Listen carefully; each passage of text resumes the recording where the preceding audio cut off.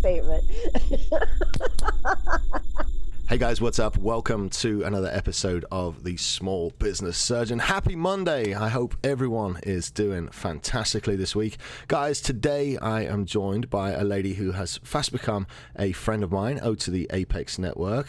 Please welcome the mortgage queen herself, Miss Jill Underwood. Jill, welcome to the show. Thank you so much for having me. I'm delighted to be sitting here with you today. Hey man, it's been a while. I'm glad I've got you on. And you guys are going to realize throughout this show that Jill has one of the most infectious laughs in the business. See, there she goes again. I won't even mute it. So Jill, welcome to the show. So you are the mortgage queen. You are working on your first book. You're a podcaster as well. I don't even know where to begin with you. Tell us a little bit about the mortgage queen, and let's kind of unwrap your story as how you got there and a little bit of your past. Well, I have not been the mortgage queen for very long, but my story goes way back to the 1980s, maybe even before then. My mother was a real estate agent. Mm-hmm. And when I was a young teenager, waiting for mom to drive me around somewhere, I ended up sitting in her real estate office a lot. And I just watched and learned. So when I was 13 and 14 years old, she would teach me things about equity and Mm-hmm. negotiation and how to keep buyers and sellers happy. And, so to this day, my job is to keep people happy. But that's how I got in the real estate business and the mortgage business to begin with. No way. It was from my mother. Well, I didn't know you had a background in real estate, so now this podcast is going to get even more interesting. I actually was a licensed broker in the state of Texas for many, many years.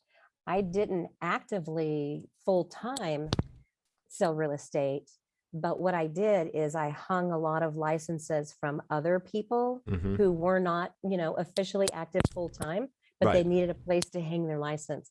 And the only reason why I got my broker's license to begin with is because mom and I wanted to have our own real estate office.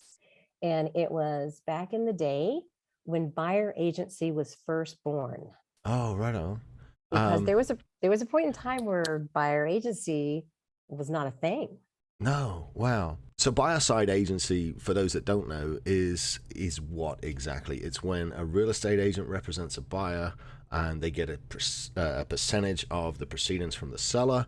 And why was that not a thing in the 80s, and how did it become a thing in Texas? Because that to me is quite interesting, because real estate in England, and I have English friends that have called me for counsel on real estate sales. Real estate in England has no buyer representation whatsoever. So how did that come about in Texas? If I recall correctly, it started with an attorney. They, the commission, the realtor commissions Mm-hmm. are paid by the seller. And so therefore the real estate agents are legally bound in the seller's best interest. And if I recall the story correctly, as my mother described it, there was an attorney who realized this and decided that they wanted their own representation. Mm-hmm. And somewhere along the way, buyer agency was born. And so what she and I wanted to do back then was to have a buyer agency company, because that was a thing. But it never materialized for us. Not sure why, but it didn't. But mom and I, we made a really good team together. Mm-hmm. Because she had so much knowledge and she was really, really good, with buyers and sellers on both sides. And I was her loan officer. So we did have that as a team together for Oh, many years. you kept it all in the family, huh? Well, husbands and wives do that. Yeah, well, that's the thing. You see, I sell quite a bit of real estate. I've got a lot of buyer side clients. I get more joy out of buyers, because I believe as an agent, it's my job to stand between the client and the deal. And on the sell side, there's a lot more stress, and on the buy side, there's a lot more excitement. And honestly, I like being a part of the excitement and the process and the joy. So I do go for buyers. And boy, if I had a partner that was a mortgage broker here in town, we'd do really well. Right now, I go with the most reliable, dependable mortgage brokers that do what they say and show up on time, and it's great. But they're all married to realtors.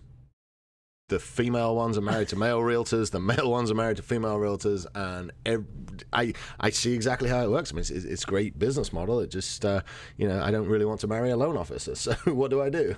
You call me. I'm licensed in Texas. I did not. I do. No, I did I not. do a lot of business in Texas Did because not. I still have a lot of family and friends there. Oh, wow. So yeah. Well, there Okay, you go. we'll talk offline. There it is. 'Cause- And I promise you won't have to marry me. Good. I've got nothing. I'm not even touching that. Like, I don't Another know, thing man. to edit out. I don't know. Like, how many mortgages a year are we talking? Because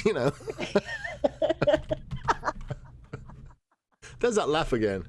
Oh my gosh, we are just hilarious today, aren't we? Well, I hope that the listeners are enjoying their Monday morning drive to work and enjoying listening to us laugh. But you just kind of make people feel naturally warm and comfortable around you. Is that something you've honed over time? Because my confidence didn't come until really in the last 3 or 4 years, I've got way better at sales and articulation and empathy. How did you generate that kind of warmth and almost the feeling like this is probably the 3rd or 4th time you and I have talked, and I feel like I've known you forever. I mean, that's obviously a skill set. I think a lot of it did come from just hanging out so much with my mother. She was just like that. She just taught me that when you go to a party, you just talk to people. And I learned in my 20s to ask a relevant question to somebody. Mm-hmm. And because ultimately people love to talk about themselves, right? And when you ask a question and they just talk to me and I just listen. And so I think it's just something that has grown in me over time. But you've got to realize too that in my job as the mortgage loan officer on the front lines, meeting with people face to face, I have to ask a lot of very personal questions. Absolutely, I kind of jokingly say that it's a financial colonoscopy, and I try to make it feel good. But it's true, right? See, I would have said, well, this loan officer is going to crawl right up your ass. So, goodness me, you're so much more eloquent than I am. A financial colonoscopy. Write that down, guys. That's what happens when you apply for a loan. And I'm going to make it feel good. So, Oh, good Lord.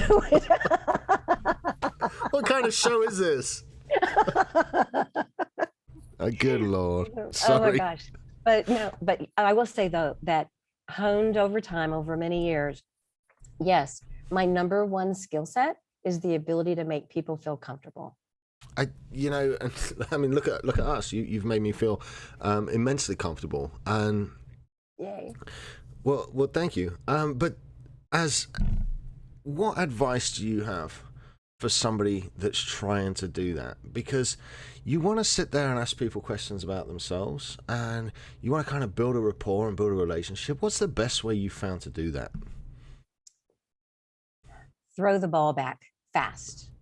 And what I mean by that is when you're in conversation with someone, especially someone new, Mm-hmm. and I think a lot of times, especially in business, it's someone's nature to, yes, I'll ask them a question, listen, they give the answer, and then they ask me a question. And when someone asks me a question, I have a tendency to answer kind of quick and then throw the ball back to them and ask another question back of them. Mm-hmm. But that's because, and even to do this podcast right here with you asking me questions, it's so hard for me to talk about me because I'm always talking and I'm listening to others. Mm-hmm. But what I've learned in my trade, in my business, is to just toss it back and ask another question and take the eyes off of me, throw it back to you. No, I can see that. I can see that. I mean, you have your own podcast, and we'll get to that here in a little bit. But this is your turn. This is your turn. Sorry, your time to tell your story. We want to know about Jill Underwood and how she got to where she's at. So, let's go back to the 80s, and you're working in real estate, and you're doing some sales. You're doing some mortgages. Were you more mortgages, more sales? How did you find your niche? And was it your passion at the time?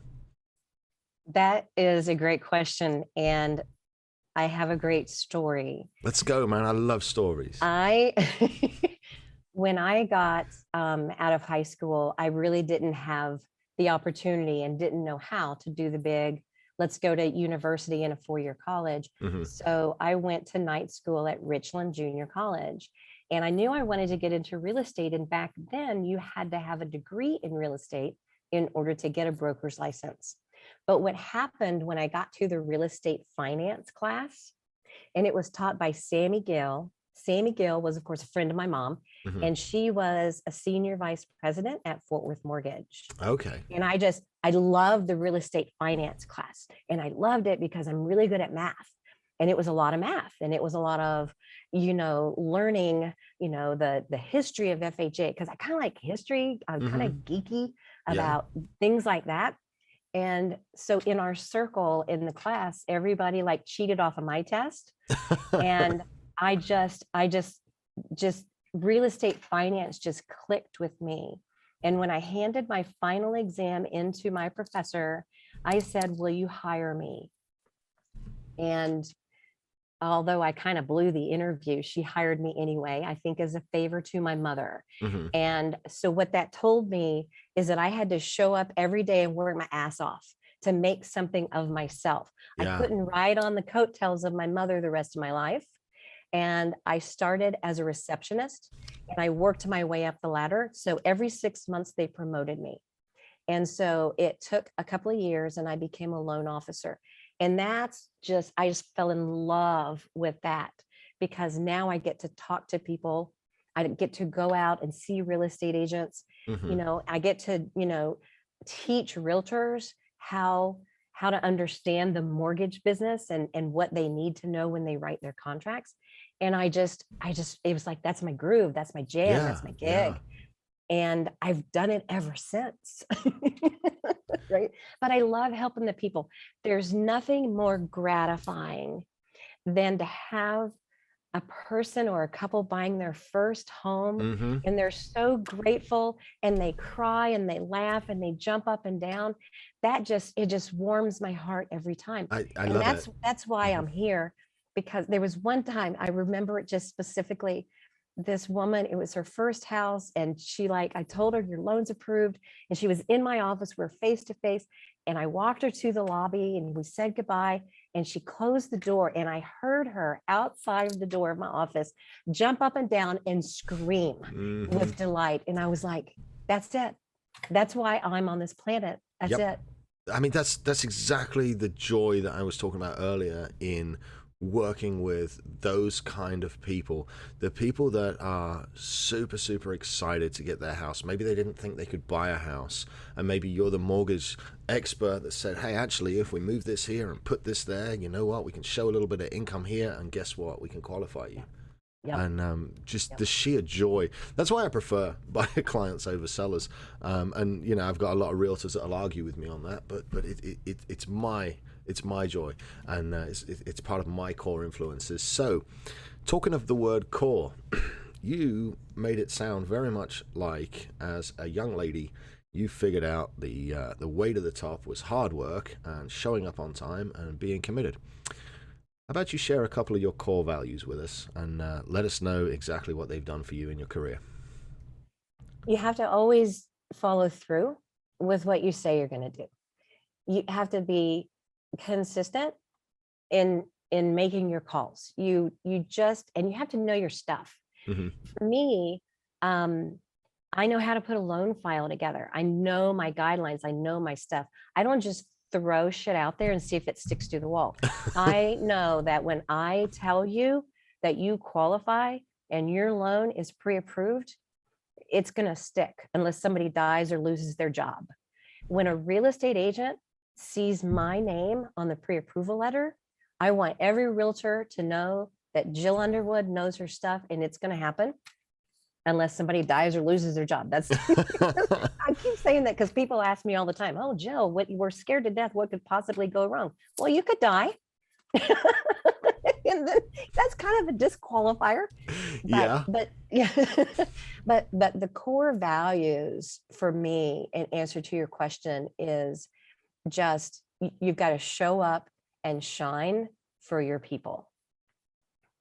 I completely agree, because leaders lead from the front, man. So, all right, what's next? Where do we go from here? Because I know you've got a book coming out that you want to talk about. I know that you've got a podcast where you have guests, and I know a couple other things too. So, where would you like to take this conversation, my dear?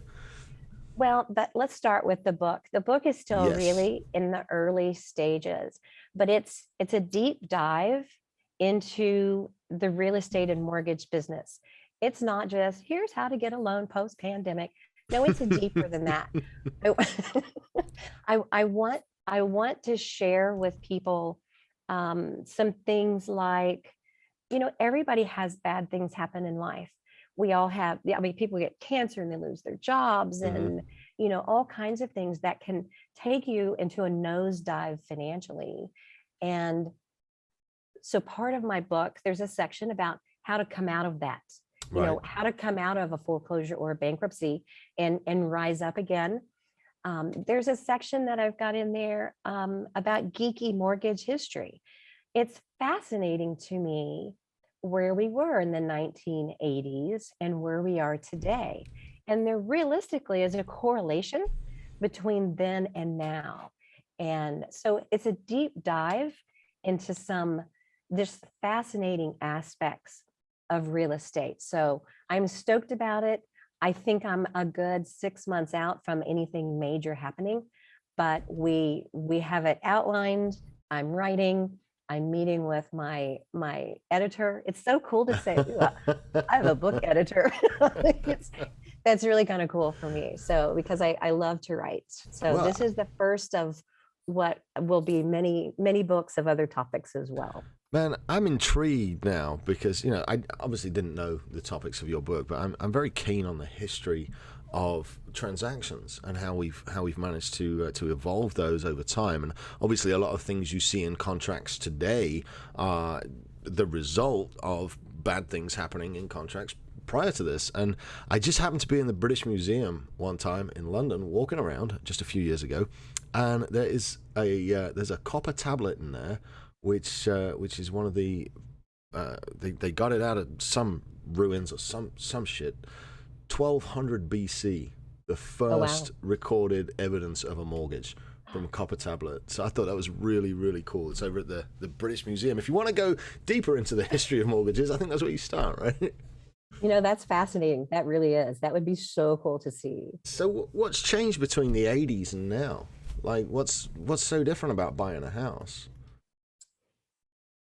Fed policy, interest rates, values. Were the There's a interest huge- rates in the 80s like as high as they say? Because I wasn't obviously They were. buying houses. What was a typical interest rate in the 80s? 18 years. This is kind of interesting. And I have this- 18%? How'd yes. you pay for the house? That's like Well, buying it on a credit card. Are you kidding me? Here, just swipe my Discover. It'll be fine. Well, the maximum FHA loan amount back then was like 67,000 ish. Oh, okay. So, All right. Values were much lower then. But it's interesting. I have this chart. It's a correlation between interest rates and the national debt. So back then we have very low national debt and interest rates were very, very high.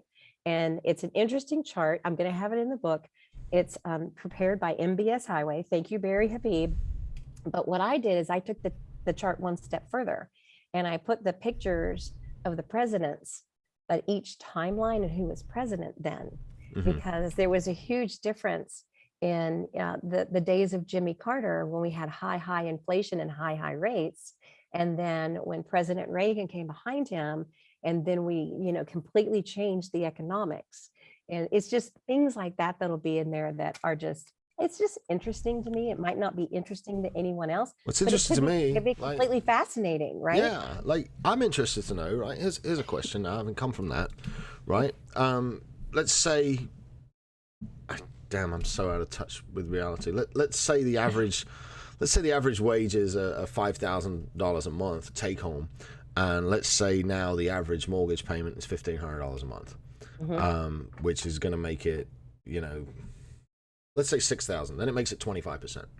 What's the difference between the mortgage payments in the 80s as opposed to the mortgage payments now? Is it still about 25% of their income, 30% of their income? What have we seen much escalation there?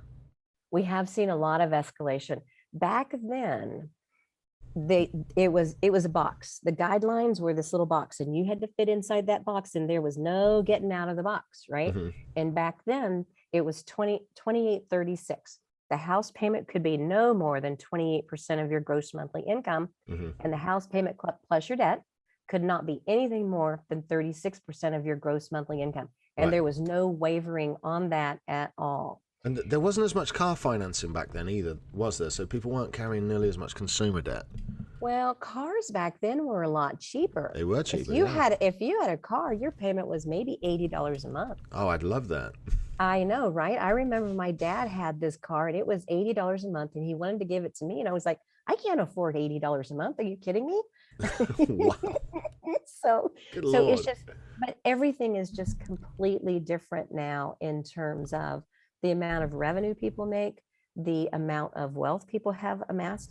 For example, here's another interesting thing about real estate.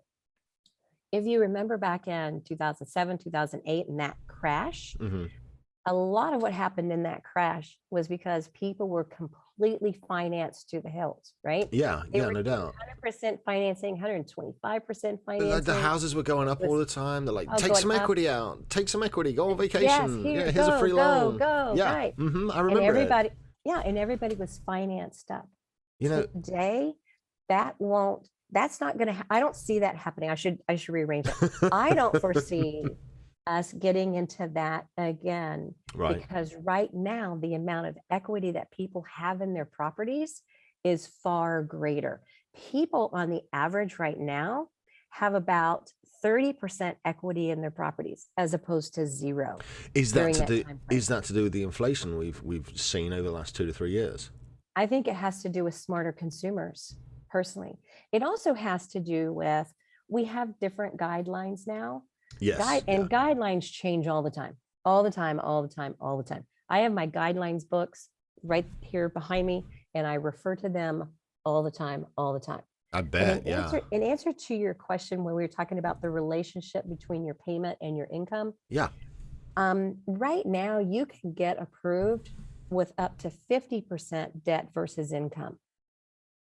That's stout. That's pretty strong. It can be. So, yeah. But it's a whole different world out there in terms of guidelines, Fed policy, interest rates, and people sometimes, rates, it's a 3% on a 30-year fixed. I've got one right now I'm fixing to do. It's like 2 1/8 on a 10-year. That's practically free. I know, right? And sometimes people will bitch about it. Jill, really? 3 1/8? Really? That's so high. No, 18 is high. Yeah. Wow. So we are very spoiled with interest rates right now. We're very spoiled. Even in 2005, when I bought my first house, and my credit score was in the mid 7s, and my income was good, and we were approved for $330,000, and we were looking at $120,000 houses, which then now is probably the equivalent of probably a $250,000 starter home. And I remember my interest rate was 5.85%. We thought that was amazing. They'd given us the best deal ever, because back then it was 6-7%, and then 3 years later we refinanced to 3 1/8. And now we got more money spare. We got a cheaper payment, and we almost paid that house off before we sold it. So yep. But like from 2005, if that went on the market today, it would be worth probably double what we paid for it. it appreciated a lot, and that kind of concerns me a little bit. How do you feel about the inflation we're seeing? Sorry, and I know you're up in Kansas, up near Kansas City, Kansas but City. yeah. So what do you feel? I was going to say you're up in Missouri, and then I realized I didn't know which side of the river you were on, and I definitely didn't want to offend you because I know those guys are really, really stuck about which side of the river they're on. Because Kansas City, believe it or not, is not in Kansas, which was a big shock to me when I showed up in Kansas City one time. Well, there actually is. We've got this state line thing, and there's a road called State Yes, Line. yes. And so actually, so this Kansas City, the city of Kansas City, there's actually a KCK and a KC There you go. So, but I'm in Lee Summit, Missouri, and I'm Okay. south of the river. But but anyway, You don't fight with those guys. But the thing about values and the market that we're in this market where, multiple offers and, you got to pay 20,000 over asking and things like that. The thing about this market, in my opinion, is that it will correct itself at some point, but I don't necessarily see values declining. I think that right now it's just a matter of inventory. yeah. It really is. We've got more buyers than ever. I mean, if you think about the home buyer, the kids that are in there, I say kids because I'm old enough to be their mother. The kids that are in their 30s saw that crash, and so they've been very young 30s, late 20s even. So they're very cautious with their money. Yeah, no doubt. Yeah. Even my daughter, who's 27, she remembers that crash because at the time she was in high school. And even during the crash, I still made a decent living, but my income dropped substantially. And I remember I couldn't pay for her tennis lessons. And it just mortified me that I couldn't pay for her tennis lessons. And then they said, Jill, she wants to be here. Just bring her anyway. We don't care if you pay us. And then I'm like crying because it's like they were so gracious. But my daughter has always been very cautious with her money because she saw the devastation that crash had for so many people. We were fine. We didn't lose our house, but so many people did. Oh, yeah. I mean, and it was devastating for people. Me personally, I was in the oil field at the time, in legal. And there was 85 or 90 people working out of our office, and every single one of us got laid off. I mean, I went from clearing at 28 years old, I was mid six figures, to nothing. And, the initial reaction was panic. It's, am I going to lose my house? What am I going to do? And, luckily, at the time, I'd got a little savings, and I was relatively sensible with my money. And I was one of the few that got to go back to work relatively quickly. I was only out of work for about 6 weeks. There were guys in 2008 that never went back to that career. And so I don't think that people today understand just the shock that was running through the entire economy in late 2008, January 2009. And that was caused by the collapse of Lehman Brothers really kicked it off. But for 90 people that all make mid 5 to mid 6 figures to get laid off overnight, and that was just one town, well, it was a small enough town to where that level of income, it affects the hotels and the people that work there, it affects the restaurants, it affects the bars, it affects the gas station, like absolutely everything. And I don't think that the kids, and I say that I'm 41, but like if you think the ones in the late teens and early 20s, they won't have any memory of that and how bad it was. And I think that it's funny, it correlates to the post-war generation in England. My parents grew up in the early 1950s, and there was still product rationing going on. So you got a whole generation of people now that are in their 60s and 70s that are scared to throw anything away still. My dad keeps bits of wire organized by length in certain trays because you never know when you might need a bit of wire. But it's not coming from him just not being unable to throw away wire. It's coming from the fact that they grew up to where they didn't know if they'd ever be any more wire. And I think we've seen that in that 25 to kind of 35-year-old range that were the kids and the teenagers, and when this was going on. I think they've got some kind of embedded memory within themselves. Yep. And so much of it too comes from, back then when Bill Clinton had his original platform, and wanted to be president, his Hmm. original platform was that lenders were discriminating against too many people, and he was going to fix those lenders, and everybody gets a house. Oh, And yeah. we all got called in for discrimination training. And Yes. that's where the pendulum really swung, where everybody got a house. That's where the stated income, it didn't matter what your credit score was. It didn't, just everybody got a house. And, I think for me, um, everybody doesn't necessarily get to have a house. It's like earned. You need a track record of being Yes. able to handle your finances properly in order to show that you can take care of a property and pay Hmm. your mortgage on time. Yeah. Back then, before that crash, there was so many bad loans going on, and people that just weren't really fitting any kind of guideline that made sense. Hmm. And we don't have that anymore. And the loan officers that are still in business today, we do play much more of an advisory role than, hey, let's just give you a mortgage just because I want to make a commission. Right, right. Most of the folks that are in my business now, we really want to make sure that you are getting put in a product and in a price point that does fit you. I have a lot of couples that we have conversations about, can they afford that on just one income? Hmm. And people are really just starting to be wiser about it. Even though price points are higher, incomes are also higher too. Yeah, but I mean, that So, really is that's a very eye-opening conversation. Hey, me and my partner, we both make this much money, we can afford this much house. Hey, what happens if somebody gets laid off? What happens if somebody gets sick long term? What happens if somebody's laid up at the house? And those are questions that we don't always think about. So yeah, good call. You got this fiduciary responsibility over there going on, yeah. right? And we do have that, whether you're a seller agent, buyer agent, or a loan officer. I have a fiduciary responsibility not only to the client that I'm serving to put them in a home, Hmm. but I also have this relationship with my employer as well. Yes, absolutely. I still have to do right by them. Hmm. And so when I turn in a loan and I'm writing out my notes to the underwriter, I will put in there just 100% of the time, I believe this loan is a good risk for our firm. Right. And if I can't write those words, then it is not a good deal for anybody. And it has to be a win-win-win all the way around. Completely agree. Completely, because the last thing you want to do is write loans that may go bad.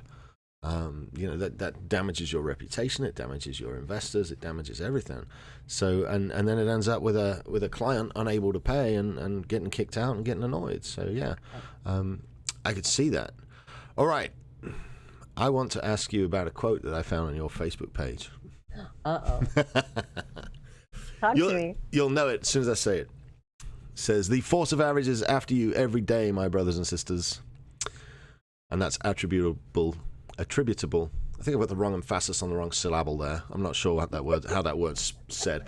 But Ryan Stewman, founder of Break Free Academy, said that the force of average is after you every single day, my brothers and sisters. Tell me a little bit about how you discovered Break Free Academy and your journey through it and what it's done for your mindset and your business. That is a great question. Interestingly enough, I have always, throughout my career, had some type of coaching program. My coaching days go way back, even in the 1980s. Pratt was his name. He was the first mortgage loan officer coach. But I've always, always, always had some type of coaching, but it was always about how to be a better loan officer. Can I stop you right there? So Jill is telling us she has had coaching repeatedly over many years. I did not discover coaching until just a few years ago. And for me, it was life-changing. I wish, Jill, I discovered it at the same time as you. So anybody listening that's thinking about coaching, take it from Jill. It is the way to go. Take it from me. I wished I'd discovered it earlier. Sorry for interrupting your story, Jill. That is hugely important to me, that people understand how life-changing it can be to reach out to somebody and get an education in the things you're trying to do. Sorry about cutting you off there. No, I actually appreciate that you did, because I never realized before how powerful and impactful all of that was to me in my career, but it kept me at the top of the producers charts for decades. It really did, because they always taught me how to be a better loan officer, different questions to ask, rephrase it this way. Mm-hmm. And that's probably going back to what we talked about earlier about I can ask questions of people and they just, blurt out their life story. But in answer to your question, so I've always had some type of coaching, and there came a point in my life a few years ago where I really wanted coaching outside of just being a loan officer, because I'm a really, really, really good loan officer, but I also I want some other business viewpoints of it, because I've been writing, but I'm not published. I have all these books inside my soul that aren't published. I'd been talking about doing a podcast for 3 years, but didn't know what to do. And so it was through some other coaching, and Jessica Stroud and I were in this other coaching program together. She's wonderful. And then, yes, she is. She's adorable. But she left, she went somewhere else. And then I followed her journey, and she ended up in Apex. And she had an event one day, and I showed up at her event, and I was like, can you please tell me about this Apex thing that you're in? I see this on I believe it was her Facebook. Yeah. And so since she and I had been in a different coaching program together, I was like, talk to me about I should have made that connection, because I know you're in the same market. I never made that connection one bit. Yeah. So she immediately, she texted Drewby and said, you need to talk to my friend Jill. And papow, here I am. And what I've learned from this group, because what's it done for you? Yeah. Oh my gosh. Well, it's, I don't want to say, oh, it changed my life, but this has absolutely changed my damn life. Changed mine. I mean, look at me. Look at us sitting on a podcast. You're like, how do I start a podcast? I don't know. Talk to your friends and record it. And the thing about me that I know a lot of people are really surprised at is I'm really very shy at heart. I don't believe that for a second. I know, right? But but I could just sit at home alone and be just absolutely just a happy little camper. But I can't, right? So what I've had to learn is how to get rid of and shed that outer shell of wanting to just hunker down and be alone and sing and write and listen to music. So what Apex has taught me is to lose the fear, lose the voices inside my head, to rewire those voices in my head. Yeah. And it's been so powerful, because I have a book editor, and I'm writing my book. I have a podcast, Little Tweaks, Giant Wins. Little Tweaks, Giant Wins is about just that. It's about having people come and tell their stories of the crap they've been through, how they got past it, and giving you inspiration so that you can make little tweaks in your life consistently that will, create giant wins for you to be better. That's really what it's about. Well, and then every other Monday, so twice a month, we do drop something in there. We call it Mortgage Queen Mondays. So it's a little snippet of something that can help you on the real estate side. Well, while we're on the topic then, the littlest tweak that I've ever done that's given me the biggest win consistently is learning to understand that happiness came from gratitude, and practicing writing down things that I was grateful for. And I'm bad at this one because I do beat myself up a little bit, but then every evening reflecting on the wins for the day and what you've accomplished. What is your favorite little tweak that's led to your biggest win? My biggest little tweak that's led to my biggest win. I've been tweaking for a really long time. Do not say that in a police interview, okay? You good? I'm gonna rephrase. But for me, I've tried to just be a little bit better every year. you know, just be a little bit better.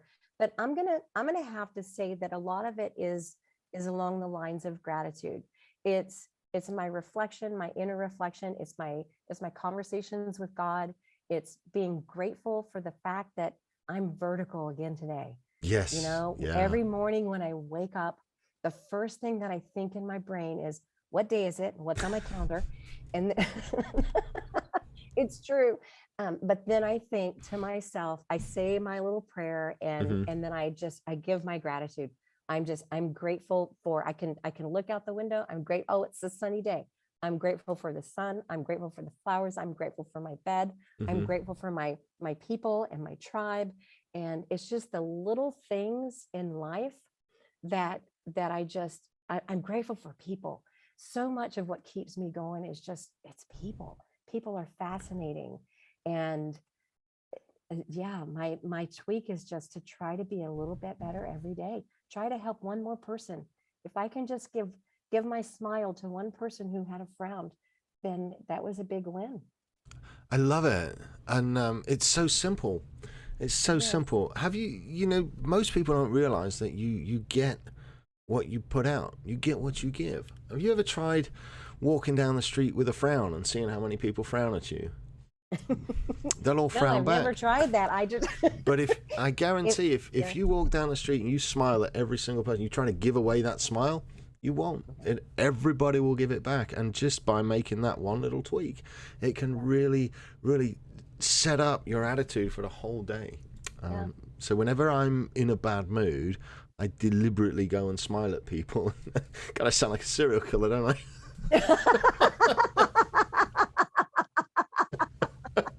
I go and No, not at smile at all. people. Yeah, no. Jesus Christ. I don't think I've laughed so much recording an episode of a podcast. Oh my God, I love it. That's what we're here for. You know, but here's the thing too, is, you know, a lot of people tell me, oh, Jill, there's no way that you are 61 and a half years old. Oh, I am every bit of 61 and a half years old. Well, I wouldn't believe it, but your Facebook profile tells me what year you graduated high school in. But looking at you, no. I'm thinking like early 50s, but well done. Wow. Well, but you know, people ask me my secret. What's my secret? Well, I've started my skincare routine since I was 20 years old, but the rest of it, it's love and laughter. If I didn't have laughter in my life, I would not be just full of joy and love. We have to just dish out love there everywhere we go.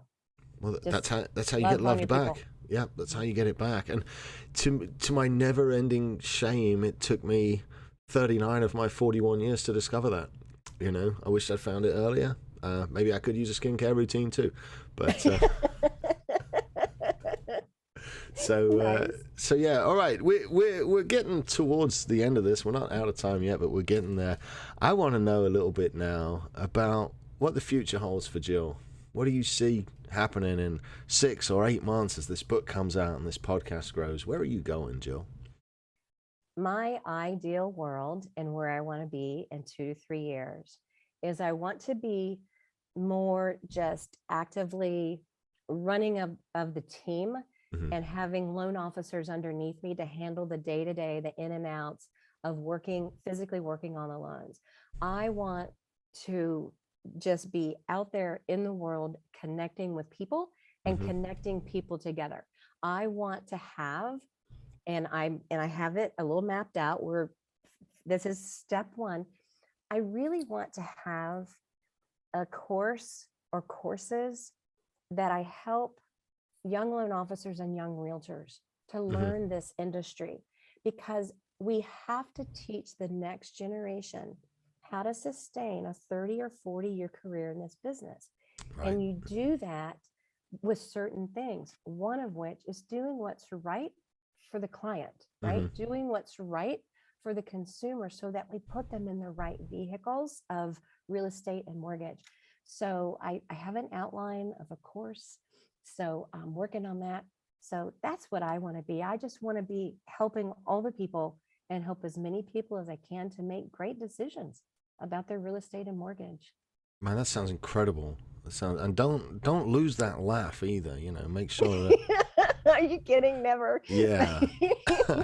I will say my man and I, we literally we wake up giggling and we fall asleep giggling. We just do. Is this before or after you figure out what day it is and what's on your calendar? After. I have to wake up slowly. So Tuesday is funnier than Friday, or no? All right, I'll stop. I'm sorry. Every day is just as we used to say, a barrel of monkeys. Every day is just love and laugh, love and laugh. And if you don't have that in your life, then please go find it, because that's what keeps you young and happy. And that's what makes our world go round. And I still put world peace on my Christmas wish list.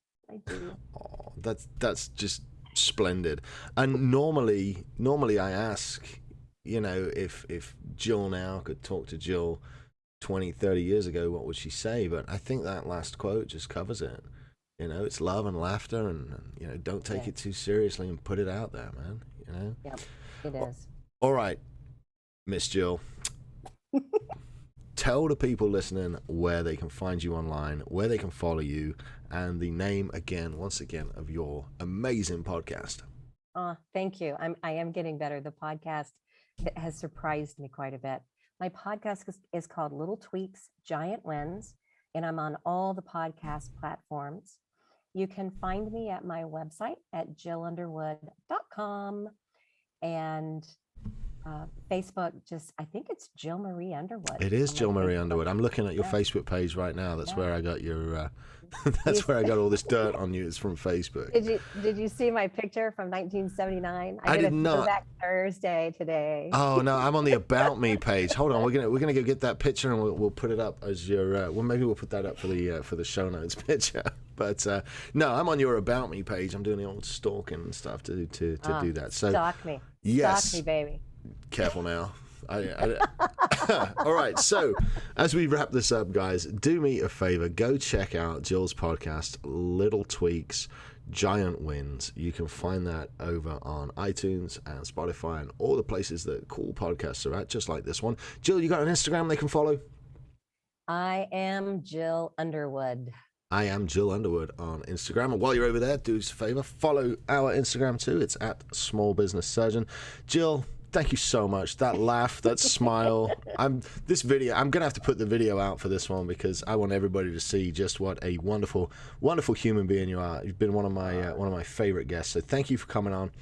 And guys, I want to thank you all so much for listening. You'll have a wonderful week, a great Monday. And as always, if you've gotten anything out of this show, do me a favor, go follow us at Small Business Surgeon. Hit the subscribe button on iTunes, leave us a review, and do all that good stuff. Help a few more people to find the show and hear the message. I will see you guys Friday with another episode of Friday Fire. You'll be good, stay safe, and have a great week. That's it, man. Well done, Jill. That was awesome. Thank you. Let me just make sure this is quit and saved here real quick.